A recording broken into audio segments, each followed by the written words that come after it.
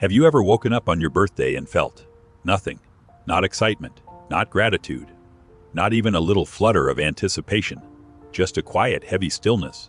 Maybe you rolled over, checked your phone, saw a few messages, and thought, I should probably reply later. Maybe you even thought, I hope no one plans anything. And if that sounds familiar, you've probably asked yourself at some point, what's wrong with me? Why can't I just enjoy this like everyone else seems to? Here's the thing. Nothing is wrong with you.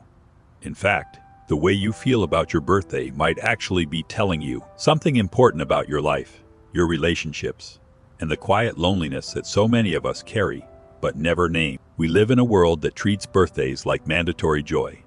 Social media fills with countdowns, surprise parties, elaborate cakes, and captions that scream, best day ever. And if your day doesn't look like that, it's easy to feel like you're failing at happiness. But for a growing number of people, a birthday doesn't feel like a celebration. It feels like a spotlight that shines on everything you usually manage to ignore. The friendships that feel one-sided, the family that checks in once a year, the gap between the life you're living and the one you thought you'd have by now. Your birthday isn't the day you feel most celebrated. It's the day you realize how much of your life you're celebrating alone. That's the real burden, not the number of candles, not the fear of getting older. It's the sharp, undeniable proof that you can be surrounded by people, by messages, by well wishes, by a whole chorus of happy birthdays, and still feel completely invisible. Still feel like you're performing happiness instead of feeling it. Still feel underneath it all that if no one had remembered, the silence would have actually hurt less. Because when you expect nothing, disappointment can't find you. Let's sit with that for a moment, because this isn't about being ungrateful. It's about something deeper. It's about what happens when celebration becomes obligation, and when love starts to feel like a transaction. Think back to when you were a kid. Birthdays were simple. You woke up and the day was yours. Presents, cake, your favorite meal, and everyone's attention pointed at you like a warm, forgiving light. You didn't have to earn it. You didn't have to perform gratitude. You just received now. Fast forward to adulthood. Somewhere along the way, the script flipped. Now your birthday comes with invisible fine print. You're expected to be excited. You're expected to post a thank you, to reply to every message, to make sure no one feels ignored. You start managing other people's feelings about your own day. And if someone goes out of their way to do something for you, a dinner, a gift, a surprise, you feel this pressure to react enough, to prove that their effort mattered. Psychologists have a loose term for this: forced celebration syndrome. It's not an official diagnosis, but it describes something real. It's that quiet exhaustion that creeps in when joy becomes a performance. When you have to smile wide enough, laugh loud enough, post the right photo, so that everyone who remembered feels appreciated. And if you don't, if you're just quiet, if you just want the day to pass, you worry people will think you're cold, ungrateful, broken. It's not that you don't appreciate the messages. It's that you're tired of performing appreciation. Here's what's really happening underneath. In childhood, celebration was about receiving. In adulthood, it often becomes about repaying. You owe attention for attention. You owe joy for joy. And when your emotional tank is already running on empty, when you spent the whole year giving, showing up for others, being the one who remembers everyone else's birthdays, the thought of one more performance can feel like a weight. But here's the part most people don't realize. This isn't a sign that you're broken. It's a sign that you're human. You're not tired of being loved. You're tired of working for it. And when a birthday comes around, all that invisible labor becomes visible. You see the gap between the people who truly see you and the ones who just sent a message because the notification reminded them. And that gap, that silence behind the singing, is where the burden lives. The loudest silence you'll ever hear is the one on your birthday, when you're waiting for a notification that never comes. Because let's be honest, we all check. Even the people who say they don't care. They check, they scroll, they notice who didn't text, who forgot, who posted on someone else's wall but not theirs. And in that moment, a birthday stops being a celebration and becomes a mirror that reflects back the quiet truth you usually manage to ignore. That connection in the modern world is often more about performance than presence. There's another layer to this, one that psychologists call the existential spotlight. It's the strange way a birthday forces you to look at your life from above, to measure where you are against where you thought you'd be. You don't ask for this reflection. It just happens. The night before your birthday, or the morning of. Your mind starts scanning. Did I grow this year? Did I move forward? Am I happier than I was at this time last year? Am I more loved, more successful, more at peace? And usually, the answers are complicated. Maybe you didn't achieve that big goal. Maybe a relationship ended. Maybe you feel more stuck now than you did at 25. And suddenly, a day that's supposed to be about joy becomes a day of quiet reckoning. Social media makes this so much worse, because while you're sitting with your complicated feelings, your feed fills with other people's highlight reels. Surprise parties, romantic getaways, friends holding up signs that say 30 and thriving. And you look at your own day, maybe a few texts, maybe dinner alone, and you start comparing. Not just cakes and candles. You start comparing how much space you take up in people's hearts. You're not comparing cakes, you're comparing how much space you take up in people's minds. This is where social comparison theory sneaks in. It's a well-studied idea in psychology. We determine our own worth by measuring ourselves against others. And birthdays become the ultimate measuring stick. How many people remembered? How many went out of their way? How does my pile of love compare to theirs? And if your pile feels small, it's easy to draw a painful conclusion. I must not matter as much. But here's the truth that the comparison never shows you. Those perfectly curated birthday posts. Their performances too. Their snapshots. Not the full story. You don't see the anxiety behind the scenes. The relationships held together by obligation. The loneliness that follows when the camera turns off. Still, knowing that doesn't always make the ache go away. Because the ache isn't really about the posts. It's about longing. Longing to feel seen without having to ask. Longing to matter without having to prove it. And when a birthday passes, and that longing isn't met, when the day feels like just another Tuesday, another quiet reminder that you're mostly on your own, it's tempting to build a wall. To tell yourself, I don't care about birthdays. To pretend the day means nothing. You didn't stop caring about your birthday. You just stopped hoping other people would.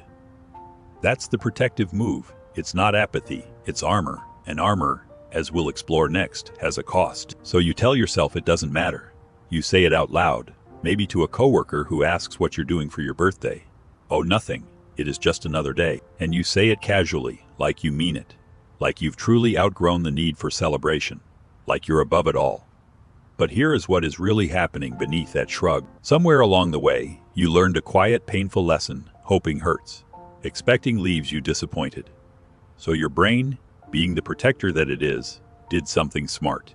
It lowered the bar. It told you, if we don't expect anything, we can't get hurt. Psychologists call this anticipatory disappointment. It is a form of emotional self-protection. You stop looking forward to things, because looking forward has burned you before. You stop hoping people will remember, because too many people have forgotten. You stop caring about your birthday, because caring made you notice who didn't care back. And for a while this works. It feels like peace. You move through the day untouched. A few messages come in. You reply politely, and you carry on. No expectations, no letdown. You tell yourself you're just low maintenance. You're just not into all that attention. It is not that the day doesn't matter. It is that you've learned it hurts less when you pretend it doesn't. But here is the thing about armor. It protects you from the bad, yes, but it also numbs you to the good. When you close the door on disappointment, you also close the door on surprise, on the joy of being genuinely seen, on the warmth of someone remembering without being reminded. There is a concept in psychology called emotional numbing. It is what happens when your mind decides that feeling less is safer than feeling deeply. You don't just stop feeling sad on your birthday. You stop feeling much at all. The day passes in a blur of neutrality, and you call that strength.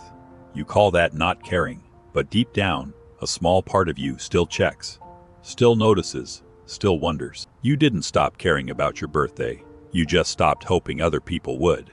This is the quietest form of grief. Not the loud kind with tears and speeches. The kind that lives in the space between, "it is fine," and "I wish someone had asked." The kind that shows up when you watch a movie where someone throws a surprise party, and you feel a tiny pang before telling yourself it is not real anyway. For some people, this protection started early.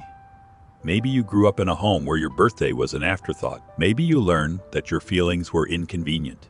Maybe you were the one who always remembered everyone else.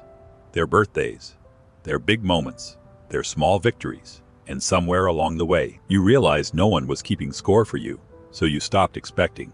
You stopped asking. You stopped letting yourself want. And now, when your birthday comes, you treat it like any other day, not because you're emotionally detached, but because detachment feels safer than disappointment. But here is what your mind might not have told you. Wanting to be seen isn't weakness. It is humanity.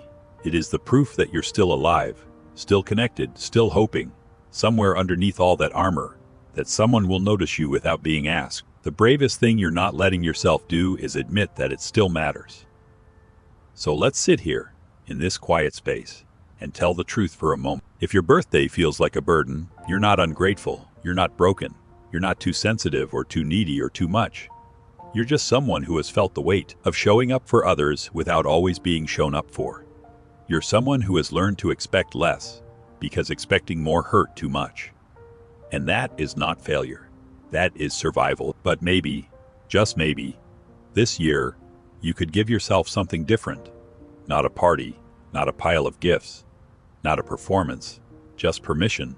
Permission to feel whatever comes up without judging it. Permission to be quiet if you need quiet. Permission to be sad if you're sad. Permission to admit, even if only to yourself, that a part of you still wants to be seen. Because here is the truth that no one tells you. Being seen doesn't always look like a surprise party or a crowded dinner. Sometimes being seen looks like one person texting you on a random Tuesday saying, "Hey, I was just thinking about you." Sometimes it looks like your own hand on your own heart whispering, "I'm still here. I made it another year." You don't need a party to prove you matter. You just need one person, even if that person is you, to say, "I'm glad you're here."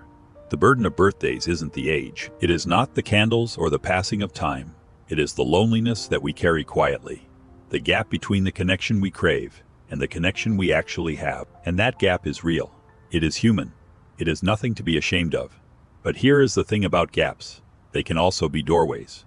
They can show you what you truly need. Not attention, but presence. Not applause, but understanding.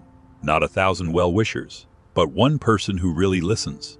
And if that person isn't there yet, maybe this year you start with yourself. Maybe the bravest thing you can do on your birthday is let yourself feel exactly what you feel without apologizing for it. You don't have to perform joy. You don't have to pretend the day is magical. You don't have to post a smiling photo or write a grateful caption. You just have to show up for yourself, in whatever state you're in, quietly, honestly, gently, because the day belongs to you, not to the world, not to social media, not to anyone's expectations, just you, the person who has made it through 365 days of life, some beautiful, some brutal, some painfully ordinary, and that alone, that is worth something. Not everything has to be celebrated loudly. Some things are celebrated in stillness, in survival, in the simple act of waking up and saying, "I'm still here," and that is enough. You're enough. Even on the days that feel heavy, even when your birthday feels like just another Tuesday, especially then, because you're not just another day, you never were.